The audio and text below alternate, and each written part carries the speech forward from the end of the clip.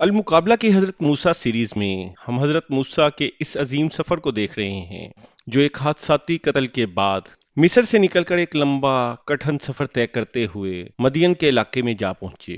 اس video میں ہم حضرت موسیٰ کے مدین پہنچنے، ان کے وہاں قیام سے متعلق بات کریں گے، ساتھ ہی ہم حضرت موسیٰ کی واپسی کے سفر اور راستے میں نبوت ملنے کے متعلق بھی بات کریں گے، اور ساتھ ساتھ ہم یہ بھی دیکھیں گے کہ اس تمام قصے میں کون کون سی باتیں غیر ضروری طور پر شامل کر دی گئی ہیں۔ تو چلتے ہیں حضرت موسیٰ کے سفر کی طرف۔ مدین موجودہ شمال مغربی سعودی عرب اور جنوبی اردن کے درمیان ایک قدیم علاقہ تھا۔ بعض محققین کے مطابق موسیٰ نے بحر احمر کے مشرقی کنارے سے گزر کر یہ سفر طے کیا جو اندازاً 250 سے 300 کلومیٹر پر محیط تھا۔ حضرت موسیٰ مصر سے نکل کر مدین پہنچے، اس بات پر قرآن اور بائبل دونوں متفق ہیں۔ قرآن کی سورۃ القصص میں اس شہر کا صاف ذکر ہے، جبکہ بائبل کی کتاب حروج یعنی ایکسوڈس میں بھی فرعون سے بچ کے موسیٰ کے مدین چلے جانے کی گواہی ملتی ہے۔ مدین پہنچ کر جو سب سے پہلا واقعہ ہمیں حضرت موسیٰ کے متعلق ملتا ہے وہ کنویں پر ہونے والی ایک غیر معمولی صورتحال ہے۔ وہاں لوگوں کا ہجوم اپنے جانوروں کو پانی پلا رہا تھا، مگر حضرت موسیٰ نے دیکھا کہ دو خواتین ایک طرف انتظار کر رہی ہیں۔ یہ وہ لمحہ تھا جب موسیٰ نے پہلی بار اپنی فطری صفت عدل اور ہمدردی کو عملی شکل دی کہ وہ اجنبی جگہ پر بھی کمزوروں کا ساتھ دے رہے تھے۔ قرآن کی سورۃ القصص میں یہ تو واضح ہے کہ موسیٰ نے ان کی مدد کی، مگر یہاں ایک بار پھر وہی اسرائیلی روایات کا قصہ مشہور ہے کہ پانی نکالنے والا ڈول اتنا بھاری تھا کہ اسے 10 آدمی کھینچتے تھے اور موسیٰ نے اکیلے نکال لیا۔ ایسا لگتا ہے کہ یہ کہانی صرف مبالغہ آرائی کے لیے شامل کی گئی ہے تاکہ حضرت موسیٰ کی قوت کو 10 انسانوں کے برابر دکھایا جا سکے، جبکہ قرآن صرف ان کی شرافت اور مدد کا ذکر کرتا ہے۔ پانی پلانے کے بعد ان خواتین میں سے ایک شرم و حیا سے چلتی ہوئی موسیٰ کے پاس آئی اور انہیں اپنے والد کے پاس بلا لائی۔ بیٹی نے اپنے والد سے کہا، ابا جان، اس شخص کو اجرت پر رکھ لو، کیونکہ بہترین اجرت پر رکھنے والا وہ ہے جو قوی یعنی طاقتور بھی ہو اور امانت دار بھی۔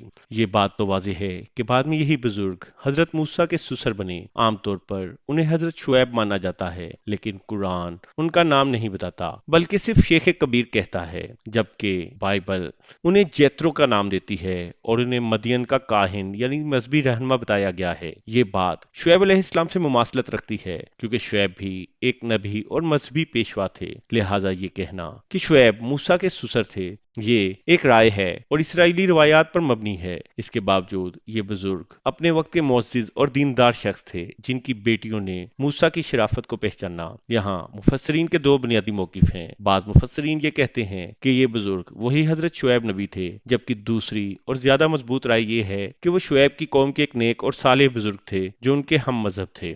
ان بزرگ نے موسیٰ کو اپنی ایک بیٹی سے نکاح کی پیشکش کی اور شرط رکھی، تم 8 سال میرے پاس خدمت کرو اور اگر تم 10 سال پورے کرو تو یہ تمہاری طرف سے احسان ہوگا۔ تفاسیر کے مطابق موسیٰ نے اس عرصے میں بھیڑ بکریاں چرائیں اور کھیتی باڑی میں مدد کی۔ یہ 10 سال موسیٰ کے لیے گویا ایک نئی زندگی کی مشق تھے، جہاں شاہی محل کی نرمی کی جگہ صحراؤں کی سختی نے ان کے عزم کو تراشا۔ قرآن سورۃ القصص میں گواہی دیتا ہے کہ موسیٰ نے 10 سال کی مدت پوری کی۔ 10 سال پورے کرنے کے بعد موسیٰ اپنی بیوی جو کہ حاملہ تھی کے ساتھ مصر کی طرف واپس روانہ ہوئے۔ رات کے اندھیرے اور سردی میں وہ راستہ بھول گئے اور اندیشہ تھا کہ راستہ بھٹک جائیں گے۔ یہ وہ لمحہ تھا جہاں انسان کی کمزوری اور خدائی رہنمائی ایک دوسرے سے ملنے والے تھے۔ موسیٰ کی نگاہ دور طور سینا کے قریب ایک طرف پڑی جہاں انہیں آگ دکھائی دی۔ وہ اپنی بیوی کو تسلی دے کر اس طرف بڑھے تاکہ اپنے گھر والوں کو سردی سے بچائیں یا وہاں موجود کسی شخص سے راستے کی رہنمائی حاصل کریں۔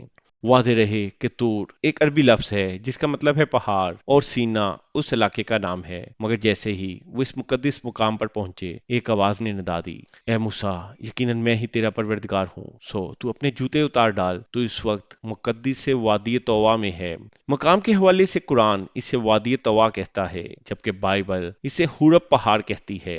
منظر کے حوالے سے قرآن نے صرف آگ کا ذکر کیا ہے، مگر بائبل اسے جلتی ہوئی جھاڑی یعنی برننگ بش کہتی ہے۔ مگر جوتیاں اتار ڈالنے کا حکم قرآن اور بائبل دونوں میں موجود ہے۔ جوتے اتارنے کا یہ حکم صرف مادی نہیں تھا بلکہ یہ ایک علامتی عمل تھا، جس کا مطلب تھا کہ دنیا کے تمام بوجھ، تمام تعلقات اور تمام ڈر کو اس زمین سے باہر چھوڑ دو، کیونکہ اب تم خالص ترین شکل میں اپنے رب سے سے ہم کلام ہونے والے ہو۔ اسی مقدس مقام پر موسیٰ علیہ السلام کو دو عظیم نشانیاں عطا ہوئیں، لاٹھی کا سانپ بن جانا اور ہاتھ کا سفید اور چمکدار ہو جانا۔ یہ دونوں معجزے قرآن اور بائبل میں یکساں طور پر درج ہیں۔ قرآن بتاتا ہے کہ جب موسیٰ نے لاٹھی کو سانپ بنتے دیکھا تو وہ خوفزدہ ہو کر پیچھے ہٹ گئے، مگر حکم ہوا، آگے بڑھ، خوف نہ کر، یقیناً تو محفوظ ہے۔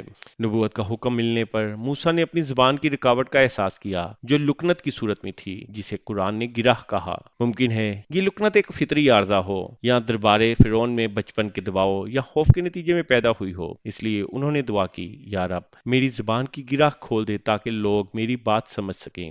یہ قصہ کہ زبان کی یہ گرہ اس لیے تھی کیونکہ بچپن میں انہوں نے ایک انگارے کو منہ میں ڈال لیا تھا۔ یہ کہانی بھی غیر معتبر اسرائیلی روایات کا حصہ ہے، جس کی قرآن یا کسی بھی صحیح حدیث میں کوئی تصدیق موجود نہیں ہے۔ اللہ تعالیٰ نے موسیٰ کی درخواست کو قبول فرمایا اور ان کے بھائی ہارون کو بھی مددگار اور رسول بنا کر بھیجا۔ یوں خوف کے عالم میں فرار ہونے والے موسیٰ طور کی چوٹی پر کلیم اللہ کے درجے پر فائز ہو کر واپس اسی مصر کی طرف جا رہے تھے۔ اگرچہ حضرت موسیٰ مصر واپس تو جا رہے تھے، لیکن انہیں خوف تھا کہ وہاں جا کر وہ فرعون کے ہاتھوں گرفتار نہ ہو جائیں، اس لیے انہوں نے دوبارہ خوف کا اظہار کیا، مگر اللہ نے یقین دلایا، ڈر مت، ہم تمہارے ساتھ ہیں، سب سنتے اور دیکھتے ہیں۔ اور یہی وہ لمحہ تھا جہاں موسیٰ ایک نبی بن کر واپس جا رہے تھے اور تاریخ ہمیشہ کے لیے بدلنے والی تھی۔ اگلے حصے میں ہم اسی مکمل الہی حمایت کے ساتھ موسیٰ اور ہارون کی فرعون کے دربار میں آمد اور وہاں ہونے والے تاریخی مکالمے اور مقابلے کا جائزہ لیں گے۔